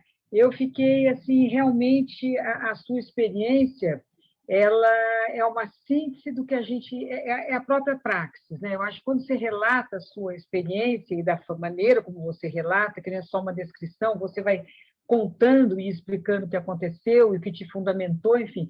Eu acho que só queria dizer isso, que foi muito gostoso ouvir, ver um exemplo de uma praxis, né? E fiquei muito encantada, quer dizer, talvez seja uma coisa banal para você, enfim, mas quando você fala que as limitações passam a ser vistas como situações críticas, mas críticas que foram produzidas socialmente, e que daí, então, eu escrevi aqui, bom, então, vamos, fim da culpabilização, né? Eu acho que este movimento é um movimento que a gente busca quando a gente fala em transformação, ou quando eu falo em emancipação política ou emancipação humana, que é um momento mais avançado, né? É quando o sujeito começa a perceber que... eu estou falando daquele sujeito que está na escola pública, oprimido, excluído, enfim. Quando ele começa a perceber que não é que ele não nasceu para as letras, não é que ela é meio burra, não é que ela sofre dos nervos, frases que a gente escuta, enfim, e que não é por isso que ele é pobre, mas ele começa a perceber que essas limitações que ele tinha como limitações pessoais são produzidas por uma sociedade. Eu acho que aí é o lugar, é o nó para ele começar a ter uma transformação, não só pessoal, mas começar a brigar e lutar por uma emancipação maior, por uma emancipação humana, né? Que é o momento que você busca uma outra sociedade para atender as suas necessidades, né? É claro que essa outra sociedade também a gente não sabe bem como é que vai ser, mas você começa a lutar por uma luta, não uma luta meramente liberal, dentro dos marcos do liberalismo, mas uma luta que questiona as bases, né? Então, quando você falou, as limitações passam a ser vistas como situações, eu falei, putz, é isso que o Eduardo fez, que tem que fazer. Mas, enfim, agradeço de novo, muito bom estar aqui com vocês, ouvir, e obrigada pela Soraya, pelas palavras, eu acho que você fez uma síntese super legal também, tá? Obrigadão. Obrigado pelos comentários, eu estou até assim meio emocionado, é tão bom estar com vocês, muita saudade, e eu queria dizer assim, né, que tem eu e Soraya, a gente escreveu um paper no começo desse ano, analisando essa questão, né, da patologização, né, dos alunos, quando a Soraya passou em Nova York, conviveu com alguns dos meus alunos lá, né, então, a gente fala então da cooptação da agência, porque assim, né, no caso com os meninos, foi muito fácil, porque eles existiam, esses rótulos, esses diagnósticos. Mas, por exemplo, meus alunos da faculdade, lá no Community College, eles abraçam, né? E de forma pouco crítica. Então, é quase que o oposto. Tem que dizer para eles, não, vocês não são doentes, vocês não sofrem de doença mental. Mas isso para eles, né, não se posicionar, né, como um portador de uma doença mental, não ter acesso a certos recursos, né? Então, sim, não vai dar para entrar muito nisso aqui, mas eu acho que ficou bem legal esse paper, né, Soraya? E eu acho que a última coisa que eu queria dizer, nessa coisa eu estava lendo aqui, relendo, né, preparando essa apresentação, a pedagogia da esperança do Freire, ele fala da importância do sonho, de sonhar, mas não um sonho, né, preguiçoso, um sonho que nasce na luta, né? E eu estava pensando que tem um livrinho do Zizek, né, Os Avós de Zizek, que acabou de sair, tem no Brasil, chamado que é a relevância do Manifesto Comunista. Então, ele vai perguntar, né, se o Manifesto Comunista ainda é relevante hoje, né? E tem uma parte que ele fala exatamente sobre isso, né? Como que o capitalismo vai destruindo todos os fantasmas, mas cria né? Que é o fantasma da falta de alternativa, de que não tem alternativa, de que está dado que as coisas são assim, né? De que não dá para mudar a sociedade, né? Então, sim, voltando a falar, claro que a gente, né, uma das coisas que o pessoal falava para mim com relação ao trabalho dos meninos, tudo bem, mas é um abrigo só, né? Mas e mudar a sociedade, né? Mas a gente vai mudar também só de cima para baixo, né? Só mudando, né, as leis, as instituições também, né? A mudança tem que vir exatamente, né, nesse movimento, né? De cima para baixo e de baixo para cima, né? Então, mais uma vez, obrigado pelo convite. Obrigada, Edu. Obrigada, Wanda. Queria agradecer também as tradutoras de Libra, a Ângela e a Patrícia. As tradutoras de inglês, nós temos tradução simultânea também em inglês para os participantes estrangeiros, né? Eles entram num site diferente dentro da página do evento e vão sendo direcionados para páginas já onde essa conferência vai aparecendo ao mesmo tempo com a tradução em inglês. Então, queria agradecer a Maia e a Jaqueline, também aqui presentes, a equipe técnica da Softaliza, que esteve aqui tirando as nossas dúvidas, todos os ouvintes, especialmente o Edu e a Wanda, pela apresentação fantástica e instigadora, potencializadora, né? E acho que também deixa, em tempos tão difíceis de crise, né, a crítica e a transformação social como algo otimista, né, como algo, e essa sociedade como algo que não está dado, e que nós, como ativistas, educadores, muitos psicólogos, assistentes sociais também estão nos assistindo, e a potência das nossas ações, né, na educação desses sujeitos com os quais nós trabalhamos. Então, agradeço muito vocês, e nós temos que encerrar o evento, porque as salas são sempre compartilhadas, e eu preciso liberar essa sala para o próximo evento também, tá bem? Obrigada, um abraço a todos, tchau. Tchau, tchau. Tchau, tchau, obrigado. Tchau, gente.